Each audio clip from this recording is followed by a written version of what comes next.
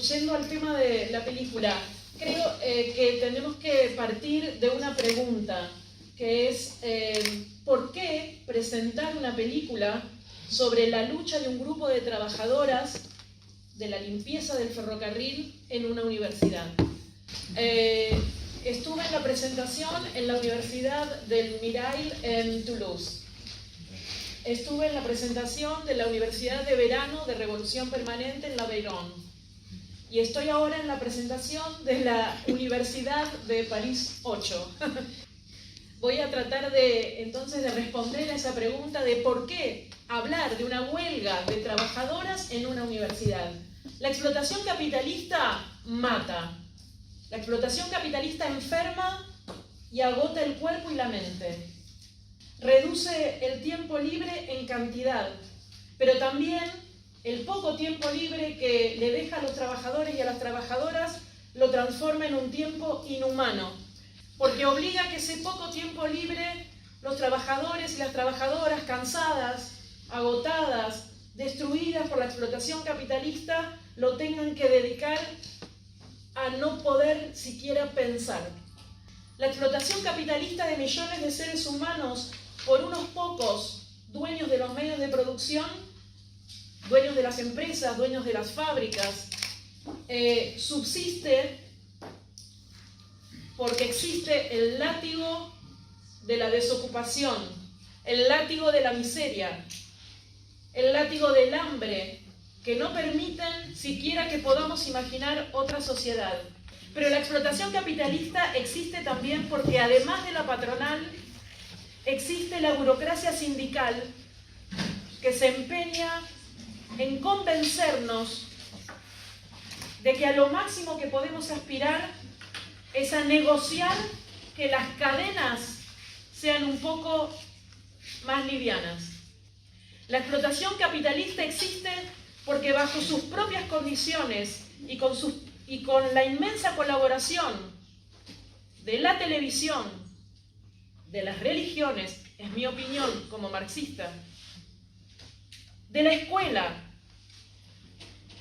le dice a los explotados que para ellos está prohibido conocer la historia de su propia clase, la historia de sus propias luchas.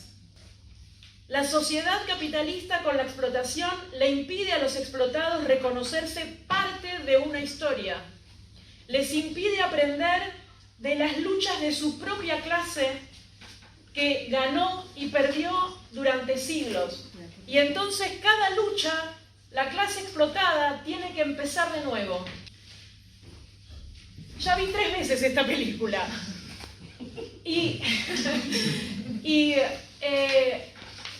Cada vez que la veo, hay alguna parte que me hace recordar alguna lucha de Argentina, alguna lucha de Brasil, alguna lucha de España, alguna lucha de la clase obrera en cualquier lugar del mundo. Tengo 33 años como militante marxista. Yo también hice fondos de huelga para que ganaran obreros argentinos. Yo también pasé por todos los cursos de una universidad para contarles a los estudiantes que tenían que sumarse y solidarizarse con las trabajadoras de la limpieza de la universidad cuando los rectores, los decanos, nos decían que ellas eran las culpables de que no tuviéramos clases. Yo también les expliqué a obreras textiles de Argentina que eran mujeres, porque ellas decían nosotros, los obreros de la fábrica Bruckmann. Y les dije, ¿cómo nosotros? Si son 2 hombres y 62 mujeres. Y ahí los 2 hombres de esa fábrica dijeron, nosotras somos las obreras de Bruckmann. Y también les conté algo que nadie les había contado nunca, y es que la más grande revolución obrera que existió en la historia, la Revolución Rusa, empezó con una huelga de obreras textiles como ellas. Porque eso no se lo dicen en la escuela a nadie, porque eso no sale en la televisión, porque eso no lo dicen los patrones y porque eso no quiere tampoco que se sepa la burocracia sindical. Y sin embargo, a pesar de eso, hay momentos en la historia en la que las explotadas y los explotados no soportan más esa situación y se rebelan. Lo han hecho, lo hacen y lo harán mientras exista explotación. Es inevitable que frente a la opresión, frente a los agravios, frente a la vida de miseria a la que son condenados los explotados, siempre en la historia los explotados se rebelen. Pero cada vez que lo hacen, empiezan de cero. Sin el hartazgo, sin el coraje, sin el heroísmo y la decisión de luchar hasta el final de estas compañeras, no habría habido esta lucha ejemplar. Pero, sin la experiencia de otros trabajadores, como los trabajadores ferroviarios, que ya habían atravesado luchas en su propio gremio y habían enfrentado a su propia burocracia sindical, sin la colaboración de estudiantes para soldar la unidad entre las trabajadoras y el barrio de Saint-Denis, sin la colaboración de esa juventud que intentó que los usuarios de los trenes no se enfrentaran a las trabajadoras en huelga, sin la participación de los militantes de Revolución Permanente, que les propusieron, como ellas contaron, que les propusieron hacer un fondo de huelga para que no los dividan por el hambre cuando la huelga se mantuviera muchos días, sin esos militantes revolucionarios que les propusieron unir lo que la burocracia sindical mantiene dividido, que es los trabajadores mejor organizados y mejor pagos de ferroviarios con las trabajadoras que la burocracia deja tiradas a un costado de los sindicatos, sin esas lecciones que no son ideas de gente especial, de gente más inteligente o de gente que sabe más. Son simplemente las experiencias históricas de otras luchas anteriores, como la lucha que dieron las trabajadoras. Fofana lo dice en la película. En un momento de la película dice: hacía tiempo que estábamos luchando, pero las ideas que ustedes, le dice a las compañeras y los compañeros de Revolución Permanente, las ideas que ustedes nos dieron, nos hicieron salir del agujero, nos hicieron salir al barrio y que vinieran los medios y que todo el mundo nos apoyara. Entonces decía que esas no son ideas de gente que es más brillante, son ideas, son experiencias transformadas en ideas, pero son experiencias de luchas también dadas por la propia clase trabajadora históricamente, y son lecciones que les está prohibido conocer a los trabajadores.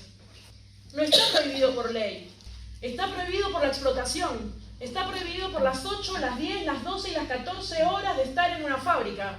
Está prohibida por los turnos rotativos y por las jornadas extenuantes. Está prohibido por el cansancio, por las enfermedades laborales y por el agotamiento extremo.